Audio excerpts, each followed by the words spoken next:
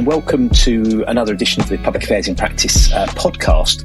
This week, I've got two guests, which is a first for the podcast. So do bear with me if I get anything completely and utterly wrong. So apologies in advance for that. But I'm very pleased to be welcoming Daniel Rice and Sam Cooper. I'll do introduce Daniel and Sam in a bit more detail in a second. But working together, so Daniel's at 5654 and Sam is at MessageSpace. And they issued a really interesting report, Influence and Information Media Habits of Westminster, which I thought was a really interesting piece of work. And I genuinely thought gave us lots of information that we can use in our world of public affairs. But rather than me sort of talk about it in the podcast, I thought it would be a good idea to invite Daniel and Sam along to talk about it in a bit more detail. So I'm really pleased that they agreed to come on. So in terms of intro, I've nicked this from LinkedIn, Daniel and Sam. So do feel free to put me right on anything once I've done the intro. Daniel, the director of marketing, communications, and content at 5654, and 5654, a consultancy founded to help companies act to earn reputation. And Daniel himself is an experienced digital and political strategist with a history of working on local, national and global campaigns for clients across a whole range of different sectors, tech, energy, transport. And I think I did see a Labour Party bit in your CV there, Daniel, as well. Sam is the managing director of MessageSpace. So, the person absolutely in charge, I'm sure. And MessageSpace is Westminster's specialised political and advertising and media agency, and they use data-driven techniques to target UK political stakeholders through multimedia advertising campaigns, helping clients to influence the political debate, shape the argument, and get people talking about talking about issues. And Sam himself is an experienced advertising and media specialist. Programmatic ad trader, which you might have to explain to me, Sam, what that actually is, media planner and buyer, a political marcoms expert and agency leader. So, gentlemen, thank you very much for joining me today. And I hope I haven't butchered your CVs too much. Nailed it. I think you made me realise, though, that I haven't updated that biog in about 4 years. I mean, it's still all pretty accurate, but clearly I need to look back on it at some point. Well, Sam, I did notice that Sam had a longer bio, so I was slightly conscious of sort of giving one, higher billing or bigger billing than the other. So apologies for that. But Daniel, you're right. If you update it, just make it longer. And then if somebody introduces you on a podcast, they get to, you get a few more sentences, I guess. But look,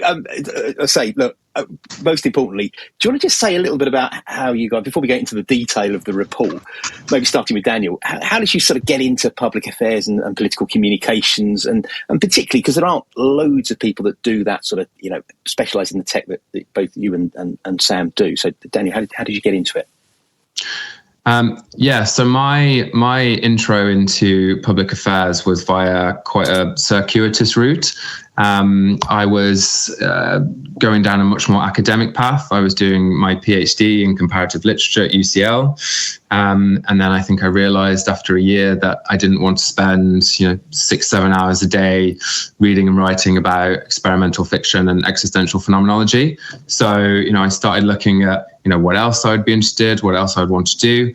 And during my previous master's in comparative literature, I'd audited classes on the public affairs, political science course at UCL. And so I decided to go down that route. I'd become much more interested in, the political world, geopolitics, human rights, etc. And from there, it just kind of snowballed. I got an internship at a small charity in East London, and then I was able to get an internship in the Lords. And then from there, I, was able to get a foot in the door in the public affairs industry, starting off at Burson Marstella, which is now just called Burson. Very much, classic starting out in the public affairs world. You'd working across a little bit of everything: public affairs, digital, media, corporate communications. And then, what I found I gravitated towards quite a lot of the time was, these digital campaigns and, how they blend with public affairs. It wasn't really something that was, very big at that time. It was all very new. It was all very interesting, exciting. And so that's what I've, cultivated throughout the last 10 years of my career, moving from Burson to Portland and then to Stonehaven. So spent the last 4 years at 5654. We're a consultancy founded, as you said, to help companies act to earn reputation. We want to work with businesses who we feel are having a meaningful contribution to the UK.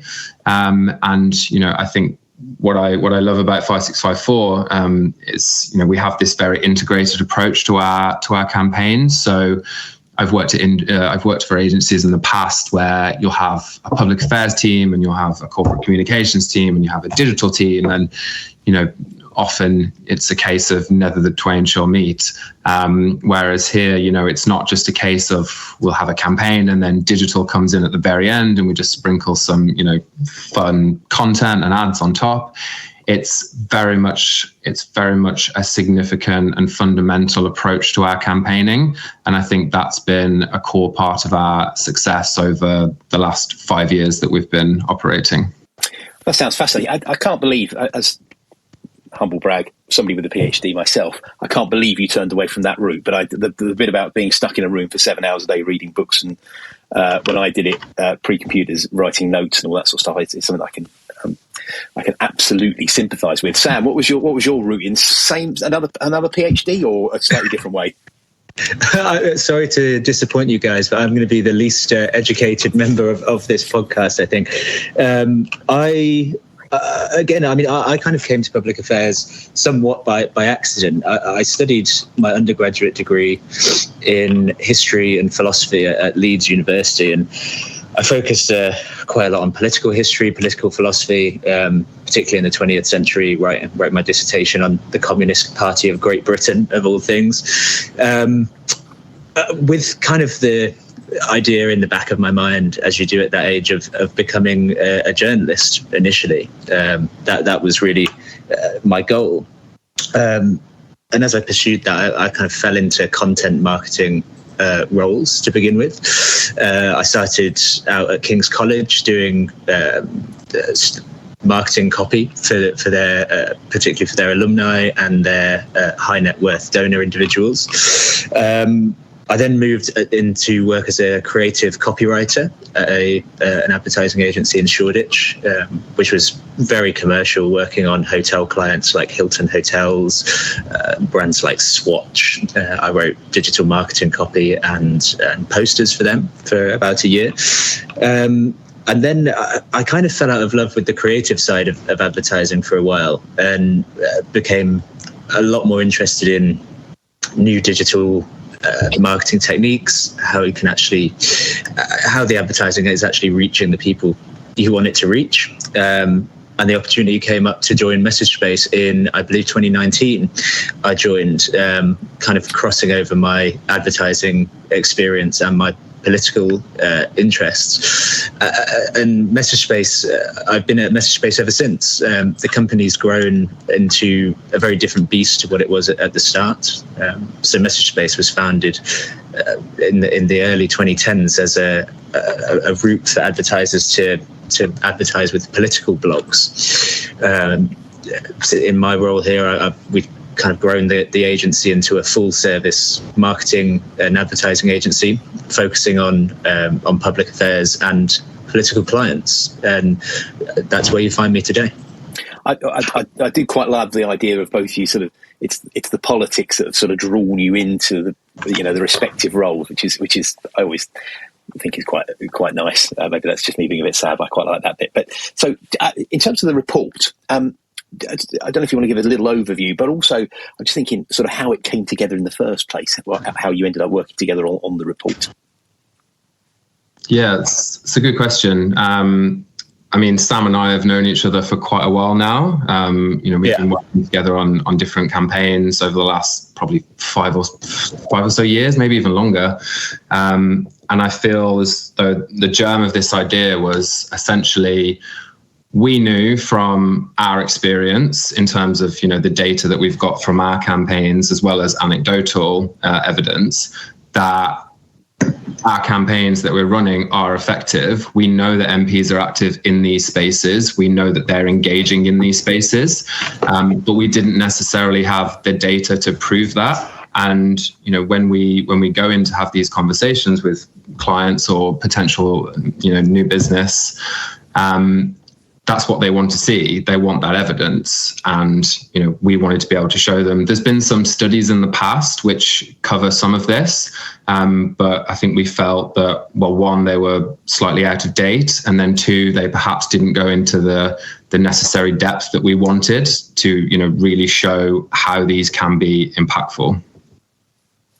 So in terms of the report itself, one of the messages or one of the findings that I took particularly to heart, you sort of argue that, we in public affairs need to, as you say, adapt or be ignored.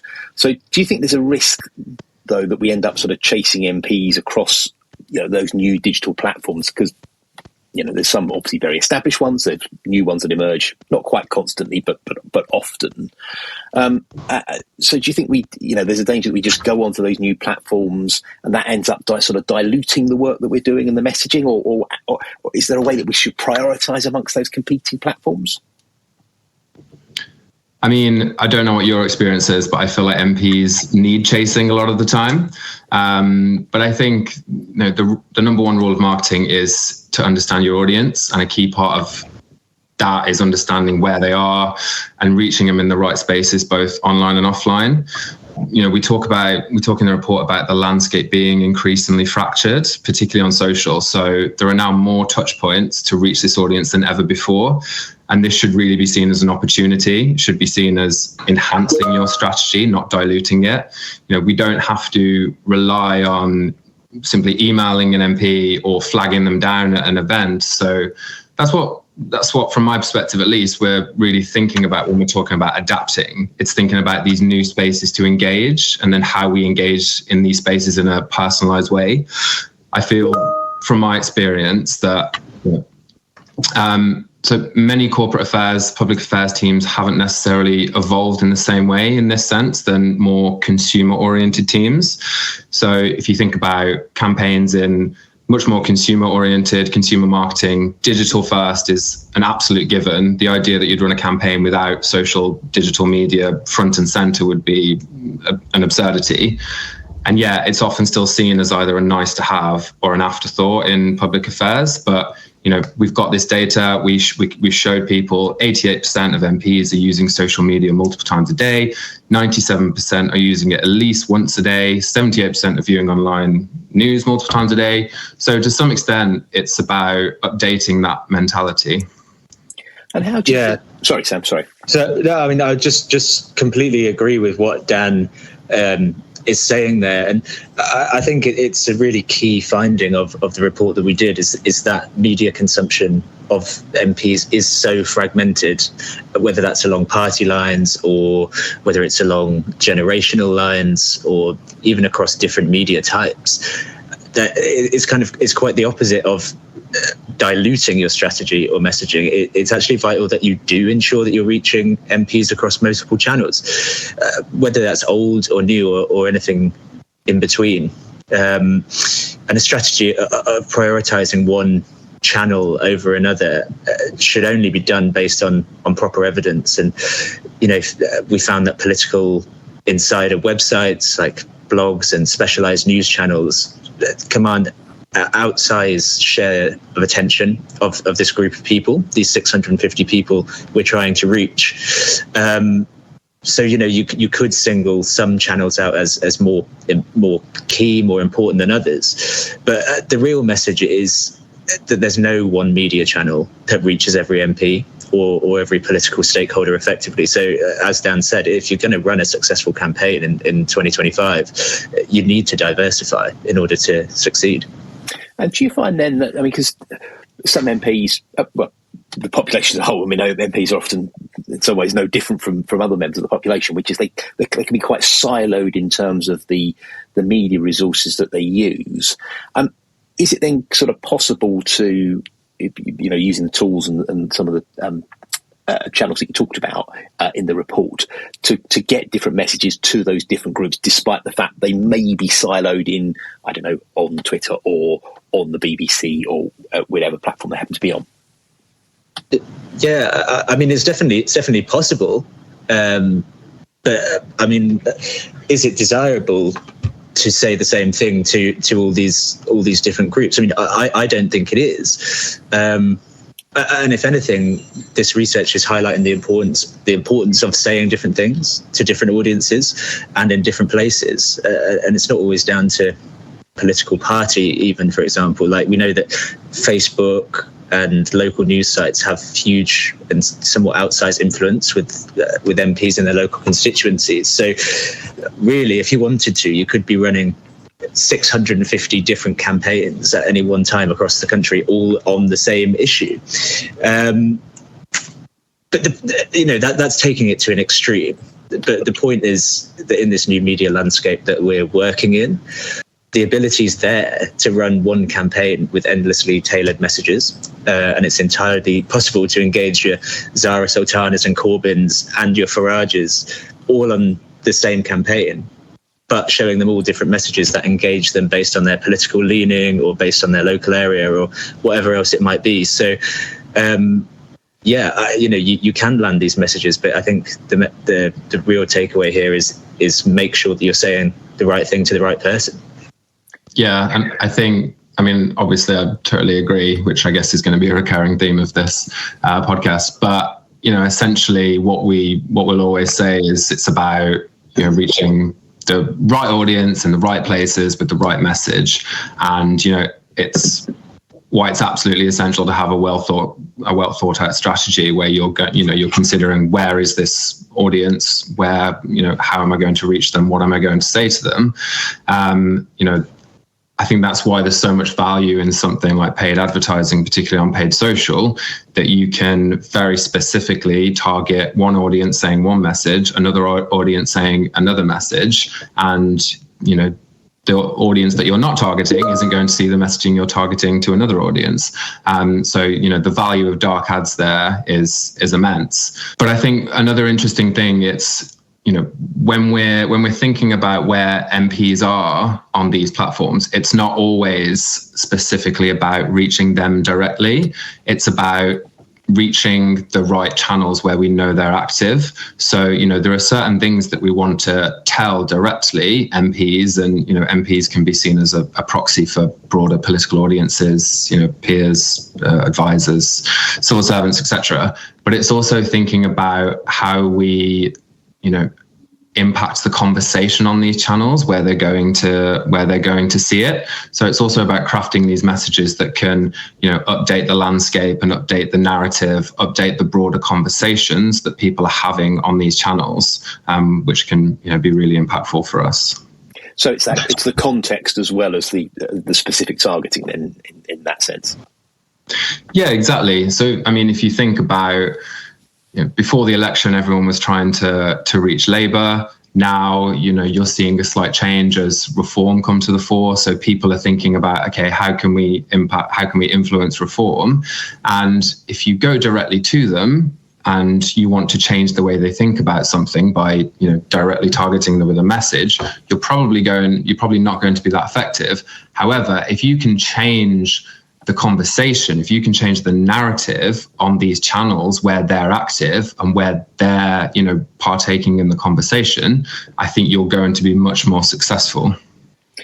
And am I right in thinking, so when I read the report, there was a couple of stats around sort of media consumption, that I think it's 39% of MPs don't subscribe to newsletters and something like 41% don't listen to podcasts.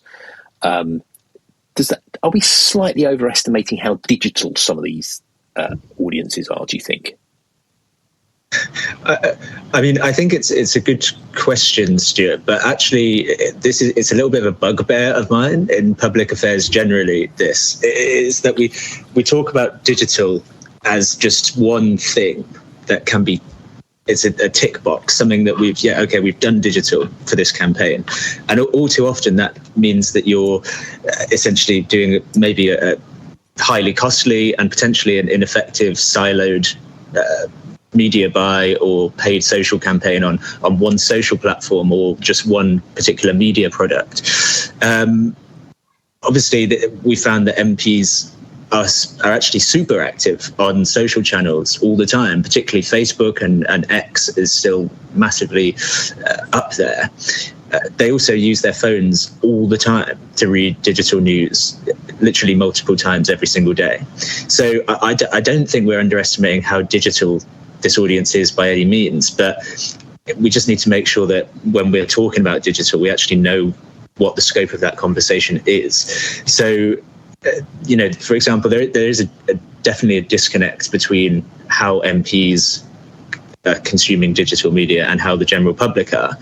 And podcasts are a great example of this because, it's a new media channel that's just had such humongous cultural salience over the past couple of years, particularly in last year's US general election. I mean, there's been how many column inches have been devoted to, the podcast election. And they're obviously an amazing tool for politicians and governments to broadcast messages out there and actually talk directly and effectively to the electorate, the general population, as they are for marketers trying to sell products and services to people. But when you flip it around and you're trying to kind of talk from the outside in to, let's be honest, what's a small and insular group of decision makers in Westminster, they're just not as engaged with this media type as you are.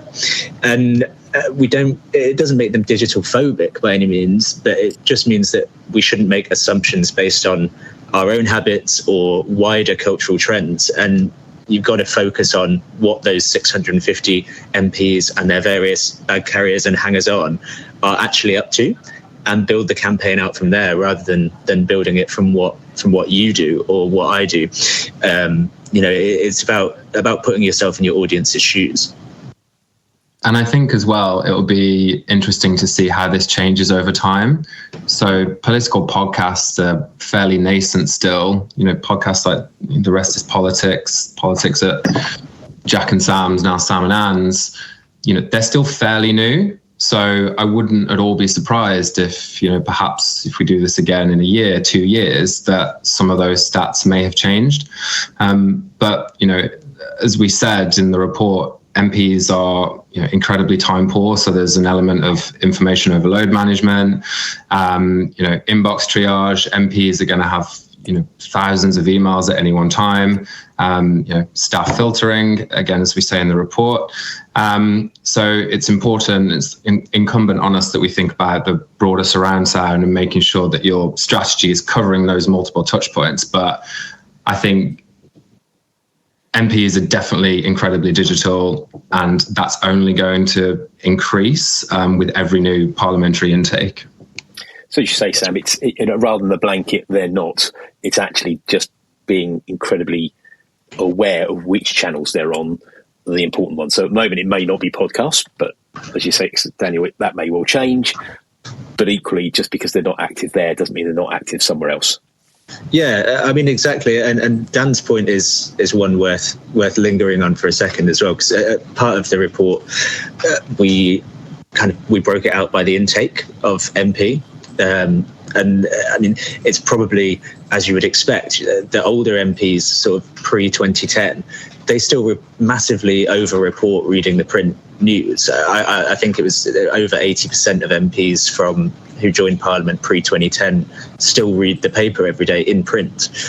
For last year's general election, it was so much. I mean, I can't recall the exact figure now, but I think it was something like it was less than 20% read the paper on a daily basis, and that just goes to show that habits move with the times, and I wouldn't be at all surprised if we reran this piece of research in 2029, for example. There may be new media channels out there that don't even exist right now and will be ubiquitous at that time. So again, I guess it just emphasizes the need to not just kind of churn out the same campaign over and over again, and don't always rely on yesterday's successes. Make sure that your public affairs as an industry, I think, needs to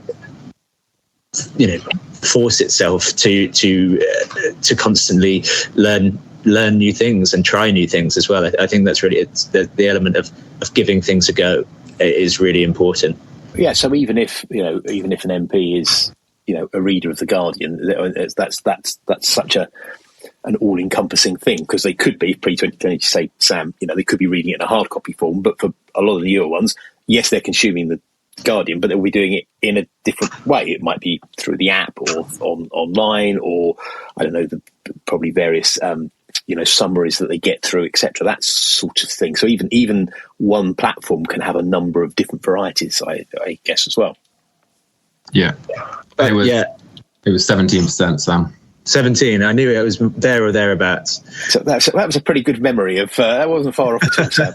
And another stat which I think, particularly from the sort of the business perspective, and again, you can put me right if I've got this wrong. So 18% of MPs, only 18% of MPs, engage with businesses online. So that sort of suggests that businesses are getting something wrong, or there's a missed opportunity about their online engagement.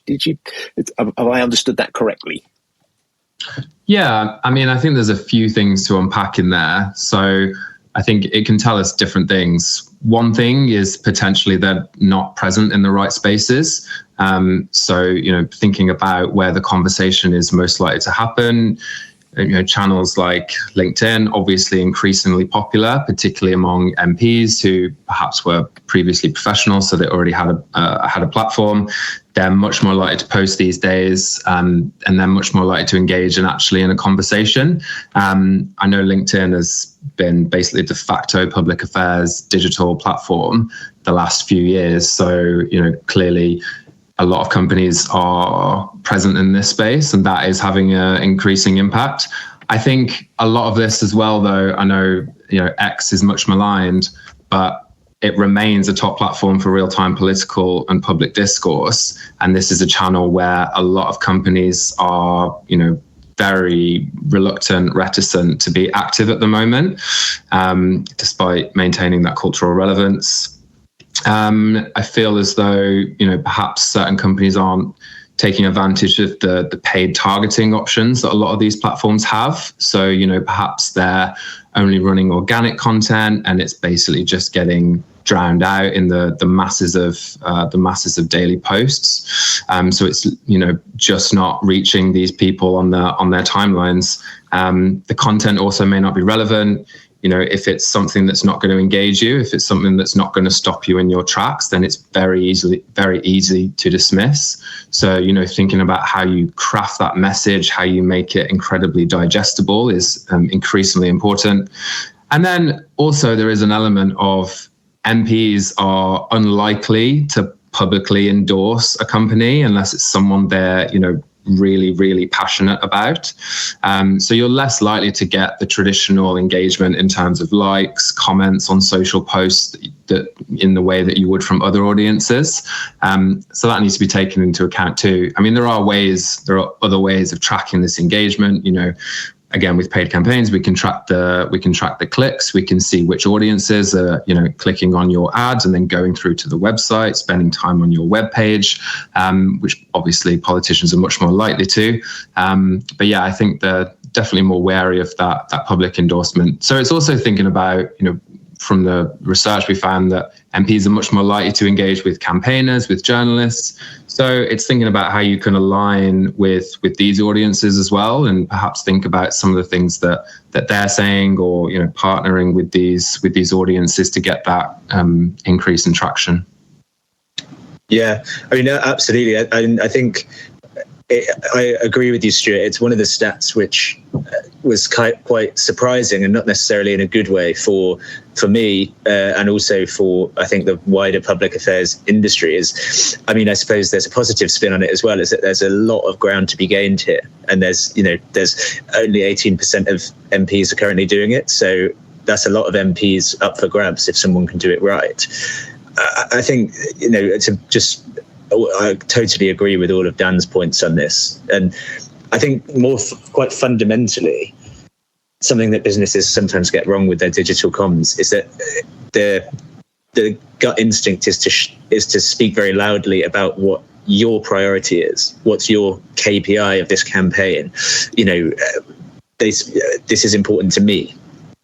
And you fail to position the issue as one that MPs should care about, really. And I think it's extremely easy to ignore some sort of bland corporate message about a new project or an initiative or a CSR message.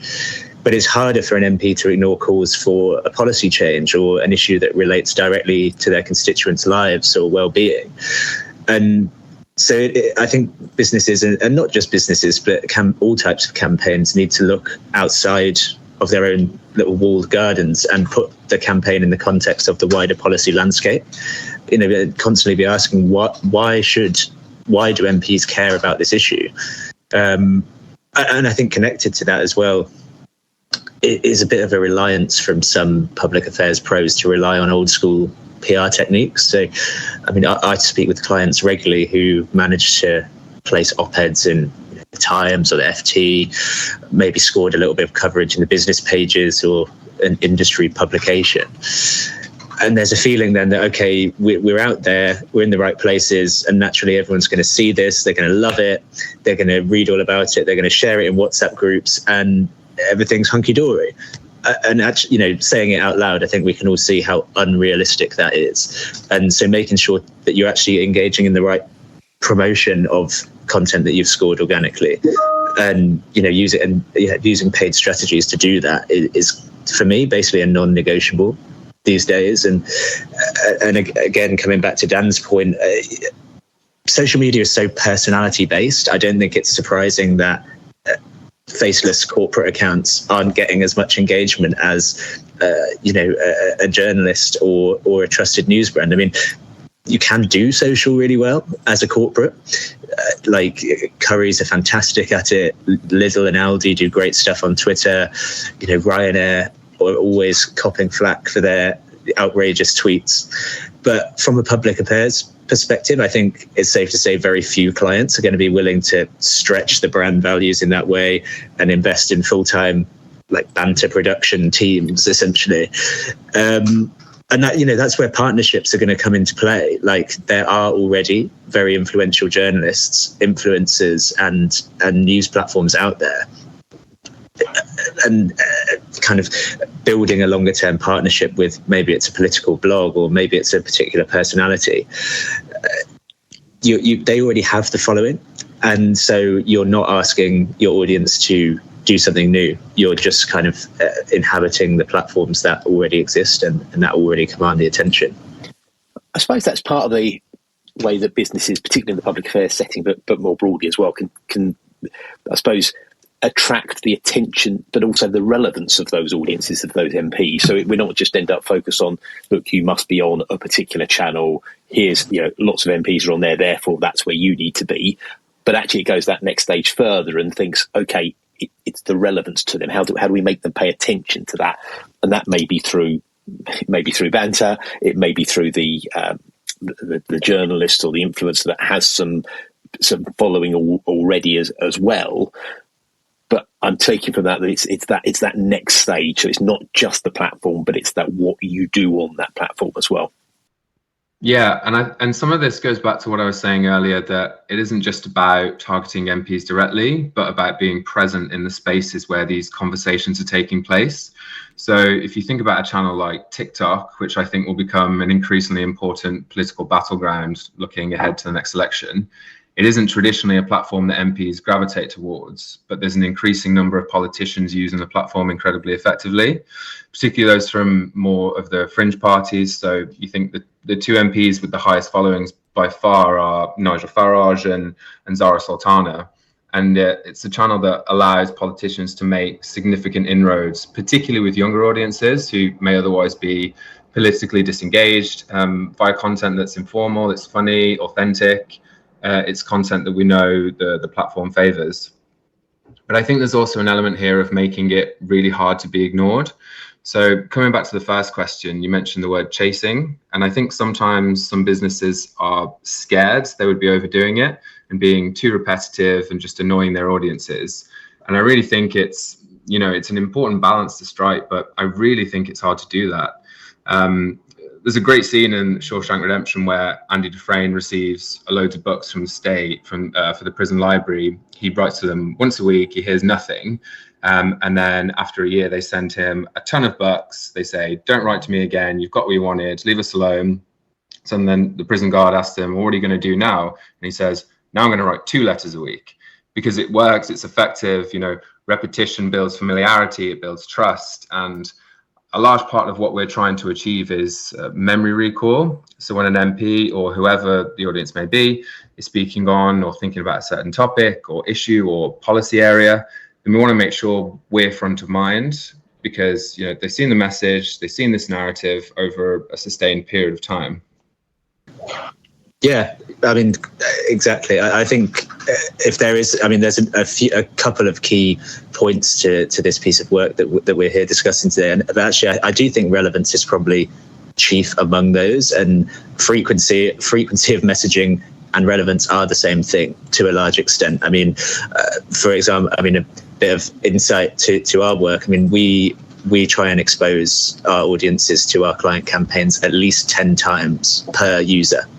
So if we're falling below that 10 times frequency, we're not doing our job right, because there's just so much noise out there today, and the competing demands on MPs' attention are wild, as they are on all of us. All of us are exposed to vast levels of digital and other forms of advertising on a daily basis. So, if you rack your own brains about what adverts you can recall, there'll be ones that you've seen, I guarantee, more than 10 times in the last month, for example. So that is a really key point. I think it's also about being politically relevant as well. So, politics in general today is so fractured and so much more ideologically disparate than it has been over recent years. And right now, today, we've got Reform on the rise, we've got the Greens, and we've also got the new Corbyn Sultana party of the left, which is just forming. And if you take these three insurgent parties together, they're poised to take a massive chunk of seats at the next election. These very ideologically driven politicians will be lawmakers in the coming years, and we're not in that 2015 business-friendly Cameroon era technocratic age anymore. We can debate the rights and wrongs of this development in our politics until we're blue in the face, but I don't think that today's policymakers are as willing to sort of uncritically accept business messaging as they have been in the past. And in that environment, if you want to get that engagement, not only from today's MPs, but ones coming down the track in the future, then public affairs teams are going to have to make their messaging more politically relevant. Everything's political in today's landscape, right? And I get that that's a big step for a lot of businesses, and there's a little bit of hesitancy of risk avoidance behavior here. But of the campaigns that we run at our agency, the ones which have the highest impact are the ones where clients are willing to put their head above the parapet a little bit and actually just say what they want and say what they mean and couch it in political terms. Because let's be honest, I mean, that is what we're here to do. So I think a lot of thought should be applied to how you can be a bit more bold with the messaging and say what you want, and you'll be rewarded for it. I think that you're right. That will take a bit of change amongst many, particularly the larger corporates, who absolutely don't like getting too involved in the sort of, I don't know whether it's the bigger P or the smaller P politics, but in that sort of setting.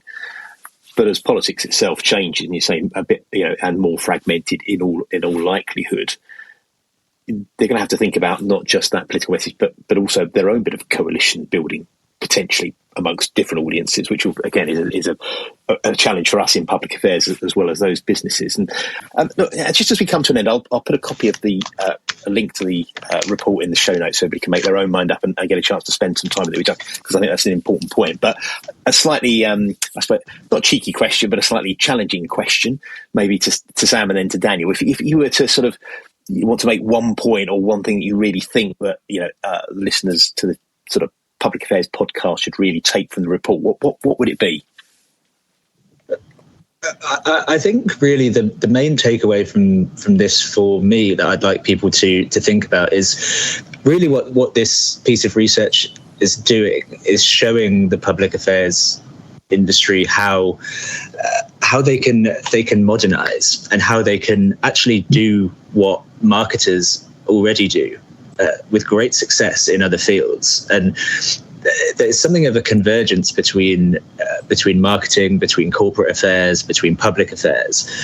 All of these sort of business areas, I think, are homogenizing to some extent. And public affairs in particular, if it wants to maintain relevance and wants to maintain effectiveness, has to start using advertising, paid media, partnerships, social media in a smarter way, and actually, stand up and fight for the importance of the work that we do, because I'm sure the listeners to this show are well aware of the importance of the public affairs industry, but I think it's all too often in the shadow of marketing or of corporate affairs or whatever it might be. And these tools are there for you to use, and they can have vastly transformative effects on the awareness and effectiveness of campaigns. So really it's about getting out there and doing some doing, and get these campaigns out there into the world and see what happens. It really is. We can take so much action in this industry these days, and I think that people need to do more of it. Daniel, anything to there, or has Sam neatly summed it up? I mean, it was beautifully put. I would, very much reiterate that value in, having much more integrated campaigns. What I hope this report has shown is that there are so many options, there are so many channels at your disposal, and I think perhaps it is about being a little bit braver. I think a lot of this comes down to, people want to try and quantify as best as possible. If we spend X, are we going to get Y? So it's thinking a little bit about, it's much easier to quantify a cost than an opportunity cost. And I feel like people are missing out. I think what we also really want to pull out is the importance of having a strong message and something vital to say. I think that is more important than ever. Political priorities and headspace are very limited. So if you want to make yourself relevant to the people you're talking to, you need to do it in the right way, with the right message, in the right spaces at the right time. Sam, Daniel, look, thank you. A call to actions from both of you, which I think there's plenty for the listeners to take away. So brilliant. So pleased that you managed to spend the time with us today. And I just want to thank you both for that really illuminating discussion. Thank you very much. Thanks for having us, Stuart.